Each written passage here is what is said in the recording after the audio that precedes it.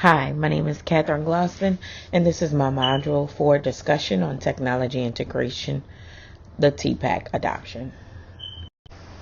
The discussion points for this module will include what is TPAC, second, the influential factors of TPAC, third, reflection and relation of TPAC to my workplace, and then a brief conclusion. So I'll start off with the TPAC adoption, just the meaning and explanation of TPAC. So what is TPAC? In 1986, Professor Shulman introduced the idea of pedagogical content knowledge, or PCK. PCK is the intersection of pedagogy and content and represents the blending of content and pedagogy into an understanding of how particular aspects of subject matter are organized, adapted, and represented for instruction. Essentially, it's how teachers interpret and represent subject matters in different ways which make it accessible for learning. Shulman knew that just pedagogy and content alone was not sufficient for good teaching. That's when, in 2006, Mishra and Kohler came along, and in their article they introduced technology to the mixture. M&K realized that technology was also essential. When the three knowledges overlap, they create three pairs and one triad. One pair was already created by Shulman, which is PCK. And the two other pairs include TCK, which is our technological content knowledge, and TPK, which is our technological pedagogical knowledge. So, knowledge about technology, pedagogy, and content are the central for developing good teaching. Each of these knowledges have an individual meaning as well as combined meaning, which I will take a deeper dive as we progress later on in the presentation. Now, TPAC is defined by Common Sense as a model that helps teachers consider their knowledge domains intersect in order to effectively teach and engage students with technology. TPAC represents a class of knowledge that's central for teachers' work with technology. This knowledge requires an understanding of the representation of concepts using technology. The strategies we educators use with technology must be thought of constructively so that we're able to teach the content. We must know and understand what makes concepts difficult or easy to learn, and how technology can help redress some of the problems students face. We have to have a knowledge of our students and their prior knowledge so that we can build on that knowledge to strengthen and develop their concepts and skills. Not only must we know the existing knowledge of our students, but also of ourselves. Then there's the big circle around the knowledges, which represents the context. The context is the dotted line, and it represents the uniqueness of each school and classroom that must be considered and taken into account when discussing and developing pedagogy, content, and technology. TPAC reminds us that technology is just a part of great teaching, but great teaching requires all three knowledges. The Voltheiter 2019 study was a national online survey of 842 teacher educators at 541 different institutions across the 50 United States. The purpose of the survey was to understand technology integration preparation and accredited teacher preparation programs. Now, they only selected accredited institutions because they share a common underlying set of standards that guide the outcomes of their programs. And the study, it focused on teacher preparation faculty within three common core areas, science, mathematics, and English ELA. In addition to, they did examine educational technology. Next, we'll look into the influential factors of TPAC adoption. Now let's look at some of the factors that influence TPAC adoption. So Voltheiter listed factors and characteristics. that influenced the TPAC adoption in their study. And these factors included technological knowledge, years as teacher, educators, and K-12 teachers, types of academic appointment, self-rated TPAC score, highest degree offered at their institution, perception of institutional support, and individual adoption of ISTE standards. So inside this study, the survey asked questions regarding technological knowledge, such as if they have the skills or can they learn the technology easily. TPAC questions included, does the teacher select the technology they use in the classroom to enhance what they teach, and how the students learn? So that was just some of the questions that were asked when dealing with technological knowledge. In the Wertheimer article, it also discussed that educators' approach to technology integration is influenced by their attitude about technology. That definitely made me go back and kind of think about some of the teachers that I've run across during the pandemic, our old school teachers, right? And they felt so strong about how technology wasn't always, great. And they always found the downside of using technology in the classroom. I'm like, oh, this iPad, we can't type on it. So, we can't use that. And there's no keyboard for the iPad, so they always found the downside of the technology. Well, they already had it made up in their mind that technology wasn't for them. And unfortunately, that definitely didn't give technology a fighting chance. The study, it also looked at institutional size and type and could not find any trend of relationship between adoption rates and sizes and types. It tested the highest degrees offered at institutions and found that institutions offering postmasters and doctoral degrees had higher rates of TPAC adoption. Another factor was the perception of institutional support related to learning technologies.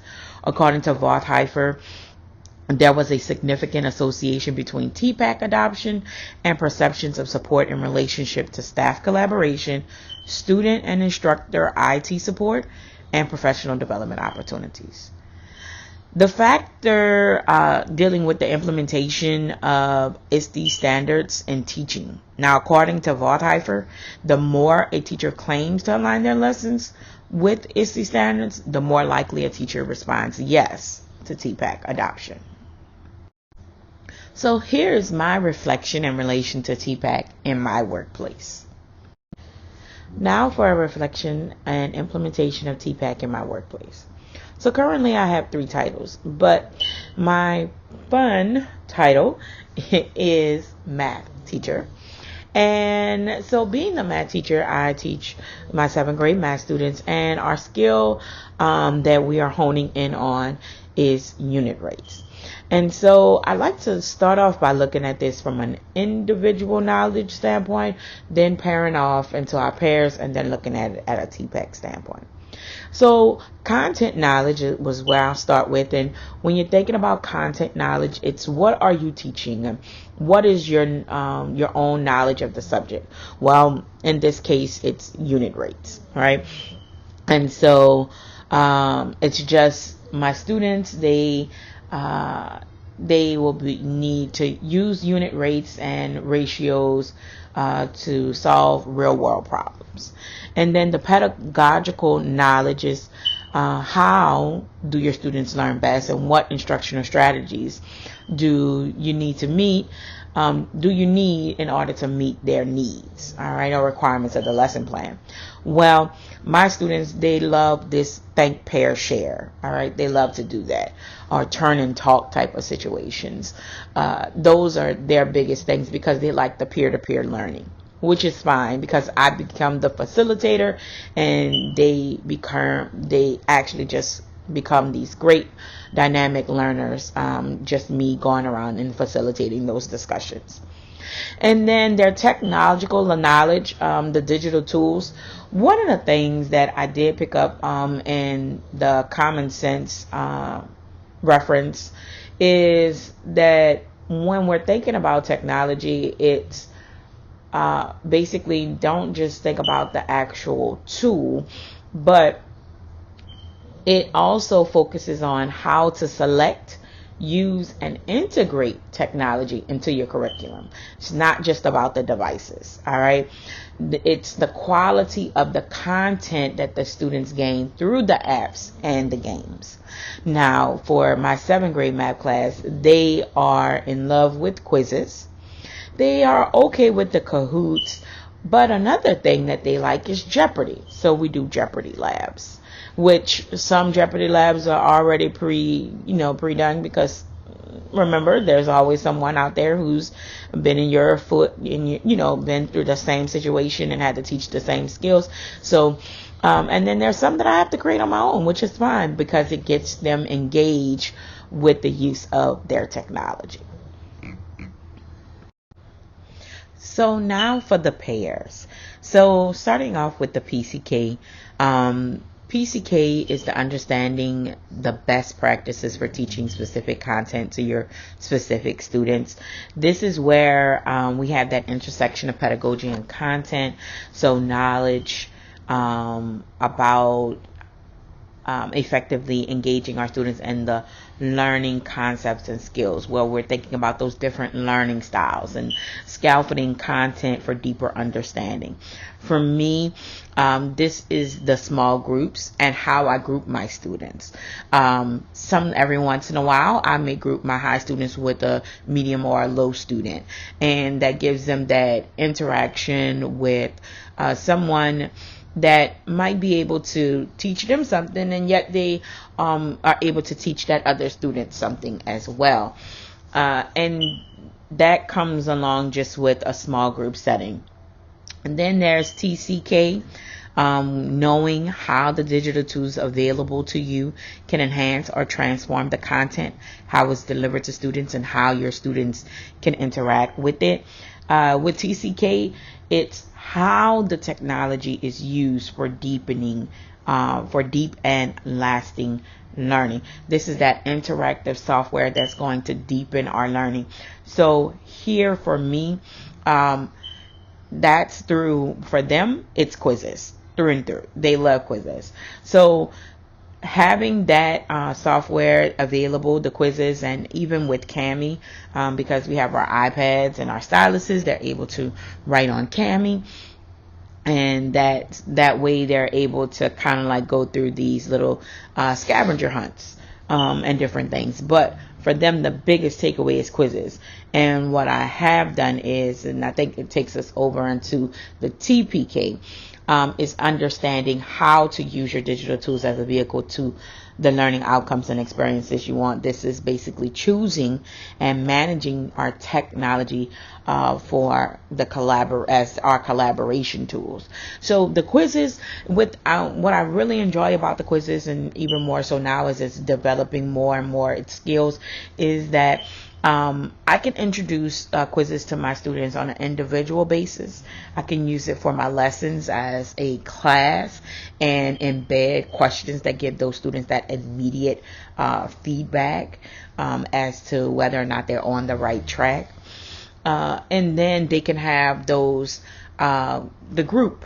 They can also even work with group in quizzes. Now, when it comes down to groups as well, what we do is our Jeopardy labs as well, and they're able to gain those points, and those become incentives. And even with Kami, knowing that my Kami is more or less, it's for my note taking when it comes down to that, because they'll have that PDF that they can write on, and they feel really good about being able to go around and take those notes with their tech. And so it gets them engaged. They're able to utilize the tech efficiently, and they're able to keep those items for themselves saved through their Google Drive and Google Classroom. So everything they're able to take home and still be able to utilize at home. So the TPAC framework for a math lesson would go like this. So I am, like I said, my 7th grade class, they love quizzes. So what I have gotten used to doing is creating my PowerPoints and uploading those to quizzes. And so throughout the presentation, they'll have little stop checkpoints where there will be questions that will be asked, and the students will be able to select a response to try to gain their spot on the leaderboard. Each student has their own individual iPad, so nobody's able to see their responses until the leaderboard pops up. And not so much as see your response, but see, did you make it to the top 5? All right. After the quizzes presentation, students, they break down into small groups and they work on questions that are posted on Google Classroom that the kids are able to gain through Kami. And they're able to work out some things on their notebooks, because some of my kids are not that tech suave where they like using their styluses. So I still have notebooks and make sure they have their notebooks available so that they can show their work there. They can also, again, still use Kami. And they're going to be able to collaborate to solve problems and provide peer review to each other. Then thereafter, the students will work on an exit ticket using Formative, which they can gain on their iPads. And I'm able to see their work as they're writing to give them this immediate feedback and redirection. Informative is really great because if it's a question that requires them to show their work, there is that portion for them to show their work. There's also multiple choice, and you can embed videos and different things like that just to provide them that extra redirection and scaffolding, that differentiation that that some learners may need. And now for the big finale, the conclusion. One of my biggest takeaways from this module is the statement by Meshra and Collar that says, in other words, merely knowing how to use technology is not the same as knowing how to teach it. We have to truly remember that sometimes we may let technology take over our lessons, and that's a big no-no. We shouldn't do that. There's going to be times where we're going to feel like, oh, everything requires technology in order to get it across to the students. Not so much. Remember, at one point, we did not have as much technology as we have today, so we have to remember that too much of a good thing can sometimes be harmful rather than good. Another big thing that I took away from this is that technology is constantly evolving, which definitely is something that I am aware of. And with the change in technology comes a need to rethink the pedagogy and the content that is being utilized. We have to make sure that our lessons are effective and that all 3 of these knowledges, they work together. And they help make sure that our students are able to be successful and gain the best type of education. Here are my references that I utilized for this presentation. Thank you all so much for your time and patience, and I welcome any feedback. Have a great day.